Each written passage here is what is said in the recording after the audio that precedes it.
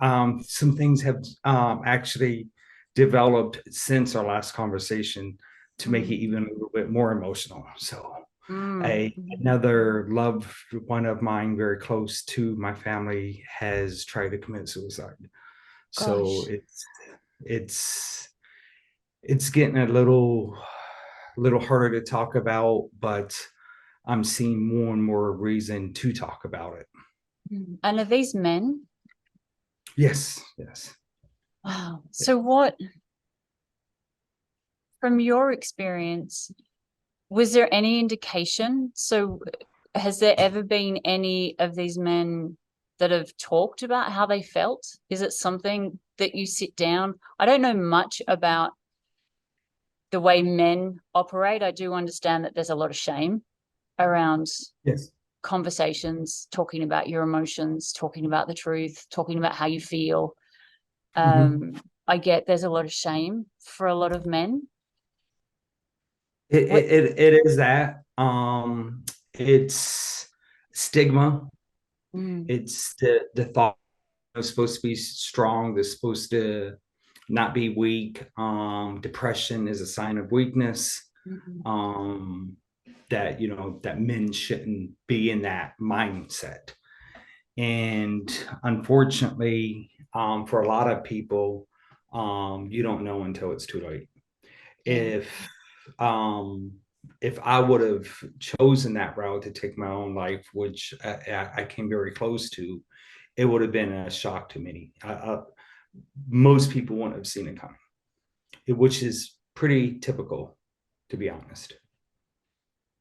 Sometimes, sometimes you can see the signs, but it's more like hindsight, more like after the fact, and you think about it, and you're like, okay, well, now I can see it. Now that has happened, I can notice this isolation.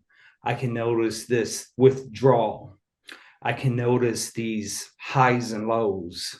Mm, Um, and not in my case, but sometimes people turn to alcohol or drugs or other forms. Luckily for me, that wasn't my case.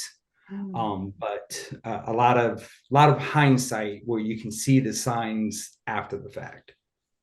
Yeah. Um, it's such a hard conversation. It's such a hard conversation to have because I have been there. I have been at that point where it was a choice for me to either turn on the gas, which I could have done, or pick up the phone. And I something inside of me said pick up the phone. It was about 1 o'clock in the morning. And I called a friend and she didn't answer. And I called her, I think, 4 times. And then she finally picked up the phone and she said, "What's up?" And I said, "Don't get off the phone. Just don't get off the phone." And that's all I said. She said, "I'm not going anywhere." I couldn't tell her what was happening. I couldn't tell her, like, I couldn't speak about what was happening in the moment. All I could do was just keep saying, "Don't get off the phone." It's such a scary place when you've got, I don't know how it is for you, but when you've got that voice in your head that just keeps telling you that no, for me, it was no one's going to care. No one's going to Yeah, notice if you're gone. You're not, like, no, you're not important to anybody. exactly. And this voice that just kept saying, just do it. Life would be so much easier if you just did it. You can always come back and do this again. And I think that belief in my head, you can always come back and do this again, was kind of like my justification almost to go, oh, yeah, okay, that's true. I could just come back and do it again. I'll just do it in another body. I'll just repeat this whole thing again and hopefully learn next time how to do it a little bit differently. But thankfully, there was just this slightly louder voice in my head that said, pick up the phone. What, when you were going through that, what was going on in your head? What, if you want to share, you certainly don't have to. What were the voices in your head saying to you that were trying to convince you that this was the right decision? I had voices in my head telling me to take my own life more than not to. Mm, Um, I think if anything, um, it goes more towards religion, to where I was brought up very religious Mhm. and Pentecostal. And in our religion, if it stated, that your body is God's temple, and if you destroy your body, you're destroying God's temple, and you will not find a place in heaven. So that part was a bit scary to me. Um, and other than that, there's times I don't know how I pulled myself out of it, to be honest with you. I don't know how, because I've come close a couple of times, by accident, one time, and then, you know the thought of purposely doing it as well. Mm. So, two times I've come very close. The accidental time was, in my first marriage, and it's kind of, you don't hear men talking about this, but I was kind of in a verbal abusive relationship, to where my ex-wife, her favorite word was to call me the, fat F. Mm. And always told me no one wanted me, told me I had yellow teeth and all these things. And you first, you just think, man, she's just a mean person. But after years and years of hearing it, it just kind of sinks into your mind. And I was taking depression medicine, um, trying to get myself out of it. And then on my own, I was taking weight loss pills. Mhm. And I remember it was, I don't know if you've heard of the show, The Biggest Loser, Mhm. popular on, in American TV, but Julian Michaels, she had her weight loss pill, which I think is banned now. So I was mixing those two, and I had went to a chiropractor to get treatment from a injury. And walking out of the office to go pay to check out, I just passed out. And only thing I could remember waking up was there was paramedics all around me, and the first thing I've heard was, "We got a pulse." And that hit home to me, because they thought they had lost me. Mm. And when I got into the hospital, they all asked me, try to figure out what was going on with me. And of course, I was too ashamed to say, "Hey, I'm taking this depressant pill, I'm taking this weight loss pills." I didn't tell anybody. I mean, I knew what caused it, but I kept my mouth shut. So, of course, the good doctors have to have a reason. So they come up with this medical term. Basically, it meant that, you have anxiety for seeing doctors. Well, I see doctors all the time. I mean, I don't have no anxiety, but I'm like, yeah, that sounds good to me. Let's go with it. That's what happened to me. Yeah, Mhm. sounds good to me. And and the truth was hidden, and it's almost a point to where you try to hide the truth, and you can get very good at it. And especially, when it's not talked about. I think today there's a little bit more awareness. This point happened about 10 years ago, when there really was nowhere to talk about it. I knew I was in trouble, but I didn't know where to go, who to talk to, how to ask. Counseling is expensive. Mhm. You have to have insurance, and even when you have insurance, you got a great big deductible. You have to pay your deductible before you even can be seen. So, just because you have insurance doesn't mean that you have realistic opportunities to get treated. So that was one of the biggest reasons I wanted to start a nonprofit and put myself out there, tell my story to other people, and try to help people build a community free of cost. So,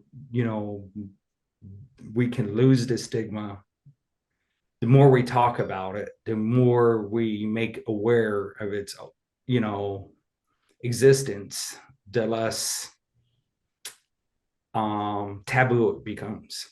Mm. And the more chances men will be more open to talking about it and seeking help and saying, hey, I'm going through something similar to that too. I thought I was the only one, but I can relate to what you're saying. Yeah. Wow. I love the idea of the nonprofit. I think it's such a great idea.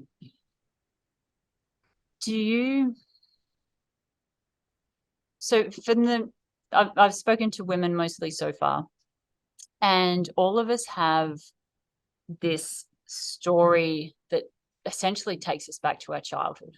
It always comes back to our childhood, the trauma from our childhood, the addiction. So my mum was an alcoholic. Another lady, her mum was a drug addict. Another one, her dad was an alcoholic. A lot of us come from families with addicts as parents, and there's a lot of compassion around that from me, from my perspective, because I understand that my mum was raised in a time when there was war, and my grandpa went off to war twice, and twice she didn't know if he was coming home. And her upbringing was sitting by a radio listening to the war just all day, every day. That's what they did back in those days. And she came, as she was born, just coming out of the Depression. So things were hard. Things were hard back then. And I understand. And she also lost a son. So I understand why she turned to alcohol as her solution. And everybody's parents come from trauma. If they are going through addiction themselves, then they've come from trauma, and they don't have the same level of support that we have now. And I understand support is expensive in terms of therapists, counselors. I'm in that situation. I'm not paying for a therapist because I think it's insane how much they charge. It's crazy, especially when it's usually people who have issues, who struggle to work, who don't have money, are the ones who need the help, and they can't afford it. I wonder, it was your upbringing. The nicest way I can ask is, was your upbringing filled with trauma that you can see has led you to this point? It's funny that you mentioned that. Not in the same aspect as alcohol or drugs, but more trauma from my dad. Mm-hmm. My dad came from a single mom, and he never knew his dad. And he had a stepdad that came into their family as of, well, you're going to marry, his mom, you got to accept my son, is basically what my grandmother had said. And my dad's stepdad father never treated him good, was abusive verbally, physically. Mm-hmm. And so he never really learned to how to love a son or a daughter or a family. And I didn't realize that until years later. But growing up, I grew up with a hard hand, a belt. Either side of the belt was common. The littlest thing could get his temper off, and into yelling, screaming, cursing, and belittling. I remember one time when we got the new microwave, and that was the big deal, big thing. And I was trying to make a grilled cheese for my dad, and I put a stick of butter in the microwave where I had a strip of metal in it back then, Mm-hmm. and it started sparking the microwave. But this angered my dad, and he just started punching me just in the face and the body. And all I could do was just back up. And he just followed me to the other end of the house to where I had no other where to go until I was just balled up in the corner. And, when that's all that's the life you live. And then you get into a marriage and your spouse is abusive, either physically or verbally, and that's all it's kind of, you take it as normal. This is what life is, and just try to deal with it. And, luckily I got out. I was married for 20 years. And I kind of in my mind wanted to stick things out because I didn't want anybody else raising my kids. I didn't want a stepdad into the picture and abusing my kids. And so, my when we finally did get divorced, my daughter was old enough to stand up for herself. My son was already over 18. So I had one daughter and one son. And finally, I had to come to a point to where I knew if I didn't step away from the marriage, that I probably wouldn't make it out alive. So the marriage ended up getting destroyed by the verbal abuse and multiple times being cheated on. The first time was with my best friend, and after that happened, in my mind, I decided I didn't need any friends. And that is putting gas on a fire for depression. It really is. So when you isolate yourself, yeah, it's the perfect storm to cause unbelievable damage. So isolation is like the key factor to depression. That's when you start isolating yourself, shutting yourself down. I mean, you can isolate yourself. You can go to work in public and be normal, and everyone look at you and think everything's okay. You're just doing your job. And then when you leave that work property, you shut that door behind you at the workspace and you go home. That's it. It's a whole different world. It's shut down. And then, long weekends without any social interaction can be long and can be devastating. It could be lonely. It could be, the straw that breaks the camel's back. I can, yeah, I can relate to that so much. The isolation, the damage that happens to your ability to trust that people aren't going to hurt you. So my abuse didn't only come from my mum, it came from, and they would never agree. No one in my family would agree. Everybody in my family would say, no, none of this happened. But in my mind, it did happen. In my experience and from my perspective, it did happen. And it came from everyone in my family. It also came from teachers. And then my friends in school ended up becoming my biggest bullies. And then I went through emotional abusive relationships. I think every friend I've ever had has ended their friendship with me for one reason or another. And usually, weirdly, I sit back and go, what did I do? I didn't do anything. What? And it pushes you when you're raised in an environment, especially with family, with people that are supposed to love you and people that are supposed to nurture you, when they abuse you and they treat you like you're worthless. And I said on the call I did yesterday that when they treat you like you're a worthless sack of shit, you start to believe you're a worthless sack of shit. And your life ends up evolving around that. And you end up having a job that you hate because you're not good enough to have one that you love. You end up having partners that abuse you because you're not good enough to have one that loves you. You end up having friends who become enemies because you're not good enough to have friends that care about you and want to take care of you. It creates this whole massive life that I don't think any of us signed up for, but we seem to be stuck with.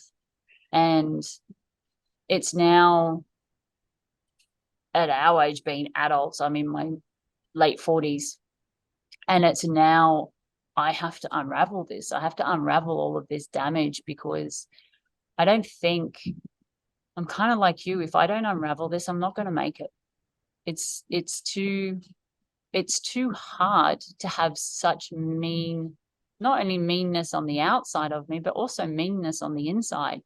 Some of the stuff these voices in my head say to me is just, it's horrendous. It's horrible.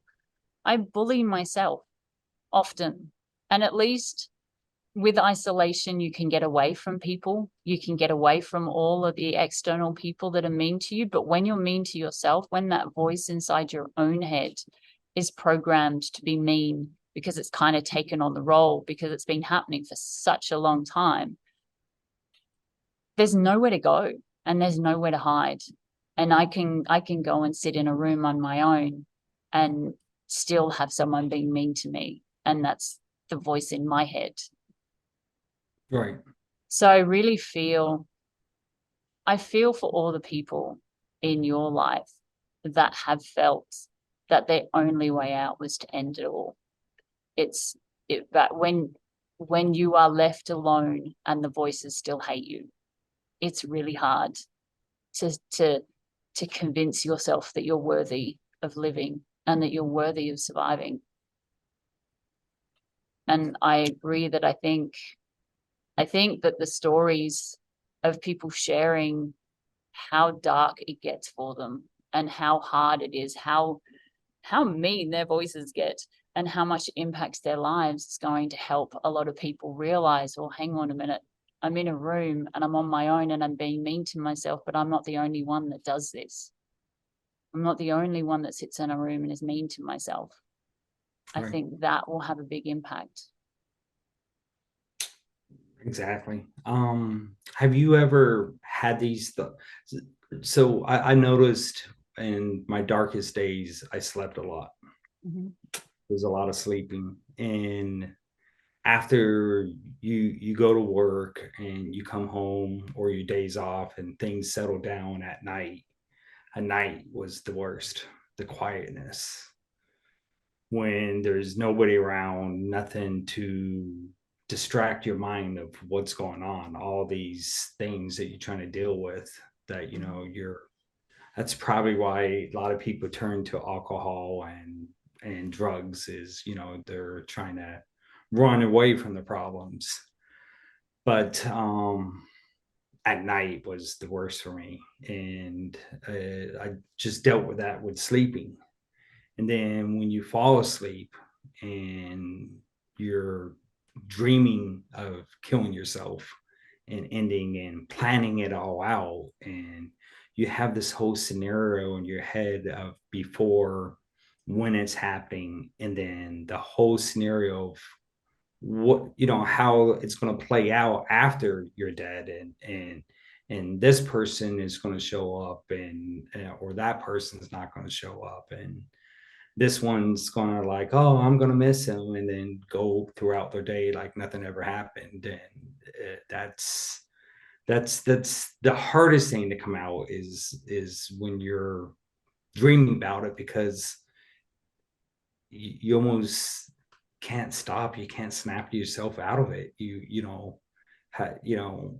When you're in a deep sleep and these things are going through your mind,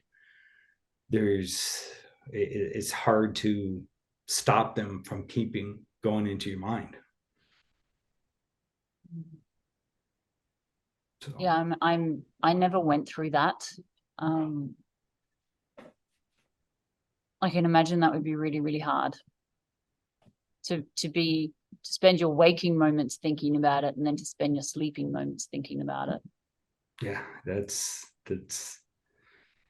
and what had gotten me is what I'm dealing with now is I had planned out there's some nights I would have my ups and downs, and then some nights when I'm sleeping, so much, and then there's other nights where you can't fall asleep, and it's the complete opposite. So then, the doctors had put me on sleeping pills and depression pills, and it's those pills how I had planned out to take my life. And for some reason, I didn't go through it. But the end, what's hard for me is those pills years later is exactly how my dad took his life, through sleeping pills and pain pills and stuff like that. Yeah. So I think for me that's a bit hard to handle. And a lot of people believed that my dad died of a heart failure.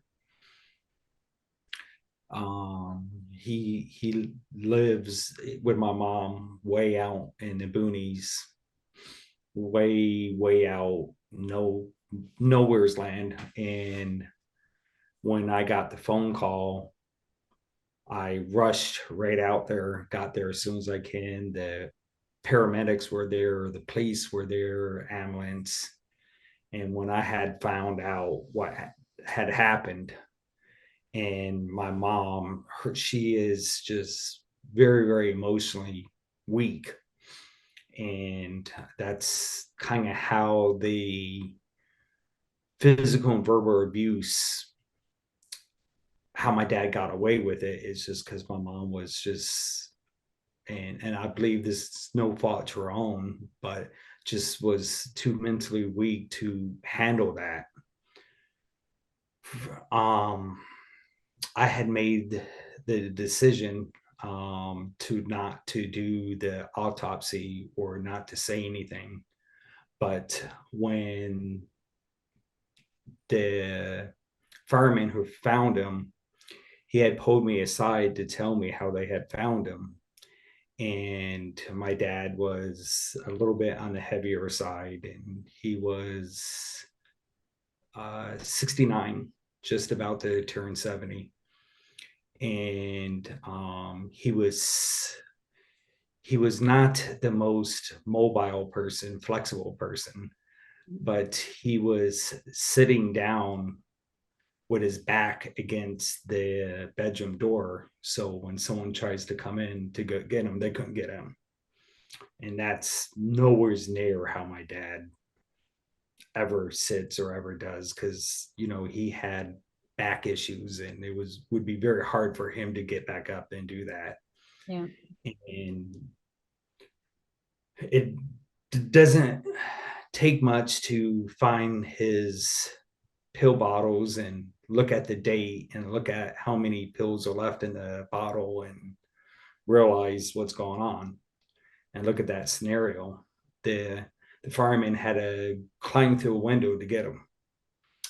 And I know the reason why he decided to do that is 2 weeks before my mom found him unconscious, and called the police, the fire department, and the ambulance, and they came out, and it was determined that he just accidentally overdosed on some of his pain medicine and sleeping medicine.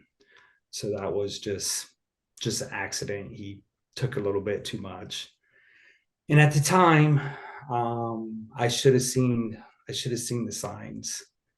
And I just thought it was just him being selfish and just wanting to sleep a lot and not want to contribute a lot. I think I was just Mm.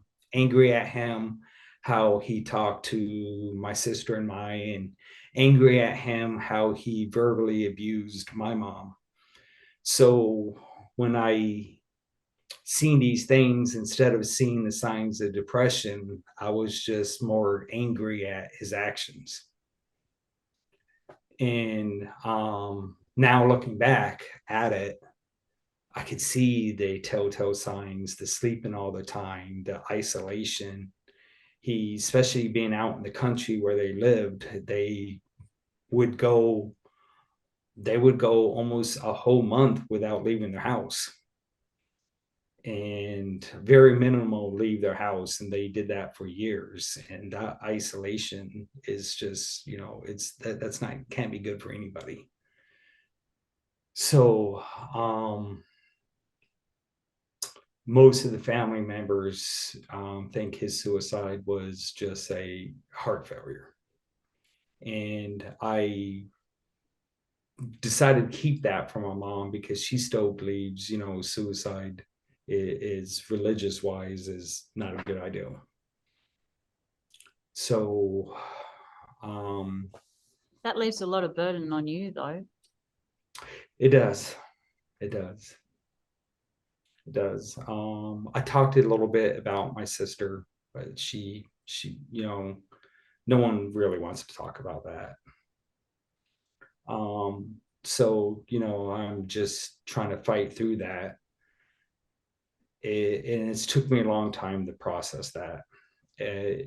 I don't know why I'm so stuck on the emotion that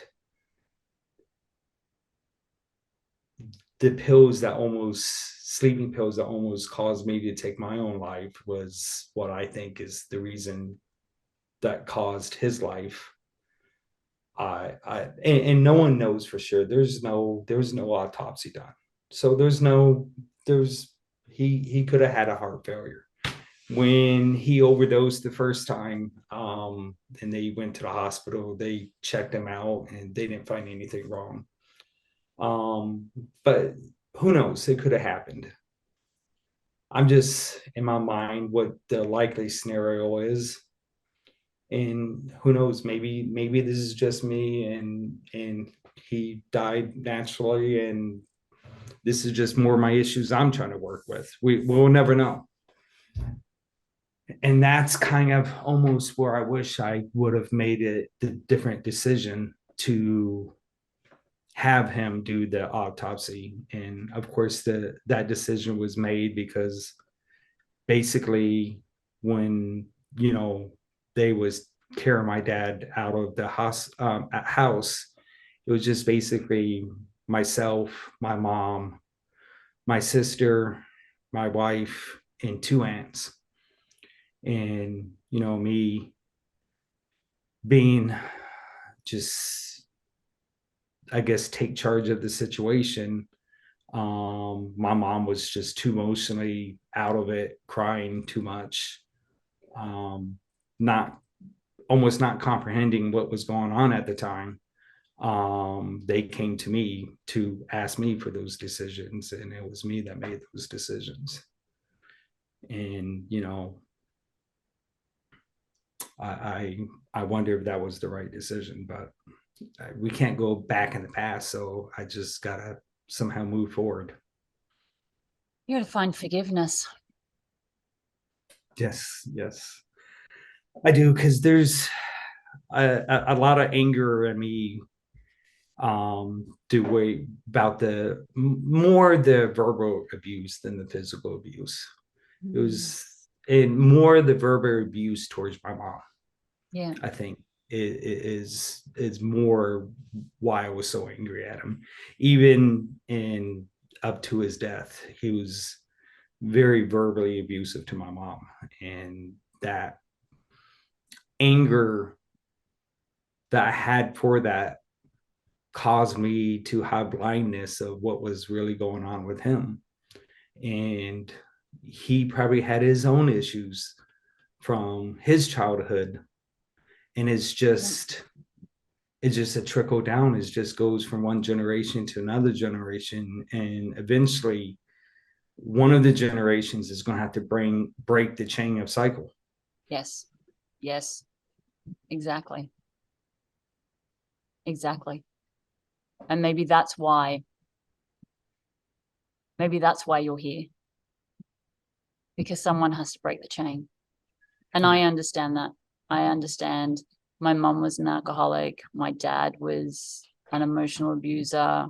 There were siblings that would never agree, but they're emotionally abusive, really emotionally abusive. My grandpa was an alcoholic. Grandma was an emotional abuser.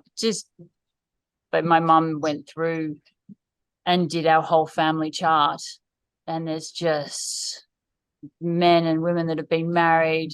Man has an affair, throws a woman out, gets together with a younger girl. Like, it's just all these stories of just unraveling of just abuse, either emotional or physical abuse throughout my whole family, the generations. And when I woke up to what was happening, I decided then, this was before I had my daughter, I decided then if I was going to have children, I did not want to carry this down to her. I did not want her to go through the same level of abuse. I did not want her to go through the same level of trauma. I did not want her going through life thinking that she wasn't loved and that she wasn't enough and that she wasn't worthy of having a life and living. And at some point, someone has to decide where it's going to end. And if it doesn't end with you, then maybe it'll end with your children. But you're in a really powerful place right now. You have support. We're having a conversation. We're connected. Anytime you start to hit that wall, just send me a message on Facebook and I'll respond as soon as I can. Sometimes it's just knowing that somebody's there to read the message, to know so I'm accountable to somebody. There's somebody there that cares if I am still alive. Yeah. And I don't know you, and we're obviously not close friends, but I still care that you're alive.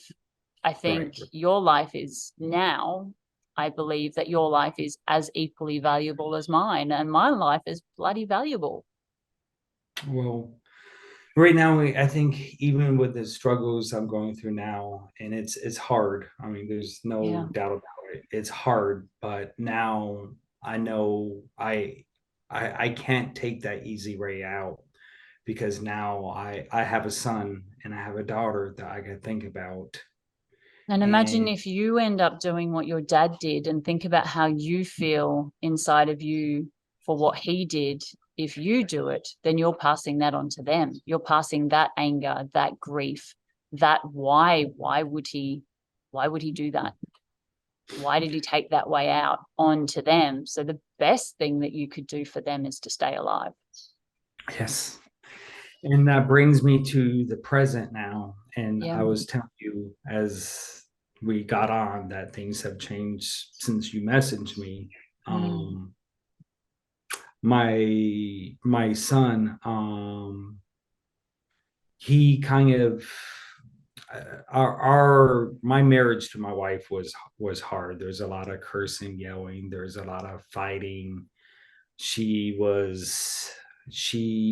call him horrible names. So he didn't grow up in the ideal family relationship that I wanted to. I did my best to tone things down. And for the most part, there was never no physical abuse, but most of the time, we cut down on, my wife's verbally abuse as much as possible. But when he was just starting to go into a freshman in high school, we was on the lake and he got into this bad boating accident and he lost all his front teeth. And because it was his front teeth, they only could put like partials or fake. Well, they had a lot of reconstruction, so there's been a couple years of his high school years, which is like the hardest. That's when you're developing and growing and finding yourself. He didn't have any front teeth. Mm. So that was very hard on him, self-conscious wise. And then afterwards, he got into some drugs and found his way into prison. And we just recently found out that he tried to commit suicide in prison. And now he is a ward of the state, and he's waiting. It's like a 6 week waiting period before he can go into a mental hospital, but they deemed him incompetent to stand trial. And I have zero contact with him. I was doing video calls with him 3 days a week, and I could, by this time, I'm really now knowing and picking up the signs, and I could see his emotions, his motion stability going down. And I was very concerned. And now, my worst fears have come true that he's, well, I mean, the worst feel, he's still alive, so that's good. But he did try to commit suicide, but the worst thing is I have zero contact with him. They won't, he's in isolation, and they won't let him have any contact with anybody until he can, until they can have room for a state hospital to treat him and see him, and then we can talk to him. So it's been about 3 weeks Wow, three since weeks of I, isolation. yes. So and I think his lowest point was Christmas and his birthday. His birthday's in January. Um, of not being with his family and being in jail. His birthday was very, very hard on him. I Mm. remember calling him on his birthday, and you get done with the video call with him, and you go into the call excited that you get to talk to him, and then you're just like, wow, there's something really, really wrong. And so I know myself, I got to keep myself strong, so when he does get out, I can be there for him and be that support system. And it would behoove me to find out as much of self-help steps to break the chains of depression and the cycles. And I do believe that it can go from generation to generation. Maybe it's hereditary to a point, or maybe it's circumstances. I don't have all the right answers, but I do know that it's there, and it needs to be dealt with and not just ignored and swept underneath the rug, like unfortunately most things happened. Mm. And it's not just my family. Like I had written you and told you about, just this year we've lost two paramedics that was on the fire station squad, two different squads, to suicide. So those two within 3 weeks of time, the first in January, the first month of the year. Um, and no one's seen these young men, no one has seen this coming. One of them had all kinds of accolades for the most fit, and won all kinds of training and exercise awards, and just the good looking, good personality. You would think, man, this person, I want to be this person. This person has it all together. And then a shock comes to you and say, what? How did this happen? Why? This person is young. This person has all these things going for them and now they don't. So where did this come from? No one's seen this coming because men shut down. They don't like to talk about it. They hide these emotions. It's a stigma. I mean, before I really started going downhill, just I can remember in my teenage years and younger years before, suicide ever would come across my mind.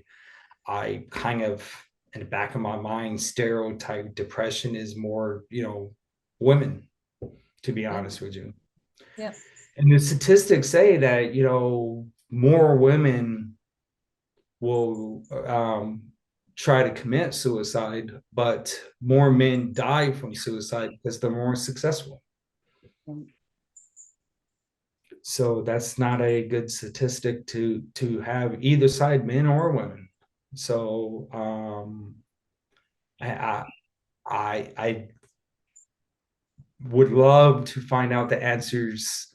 I don't think there is just one answer. I think the help is going to have to come from different vehicles of help, different stereotypes coming together, more of a community coming together to help this. This can't be just one person. This just can't be take this pill and you're good.